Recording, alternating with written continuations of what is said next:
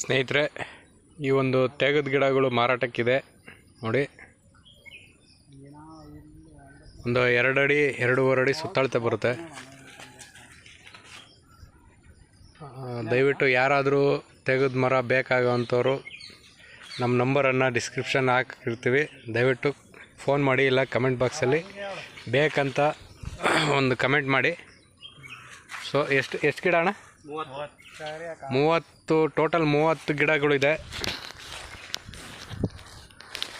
ನೋಡಿ. ತುಂಬ ಹಳೆ ಮರಗಳು, ಚೆನ್ನಾಗಿ ಶೇಕ್ ಬಂದಿದೆ ನೋಡ್ಬೋದು. ತುಂಬ ಉದ್ದವಾಗೂ ಇದ್ದಾವೆ.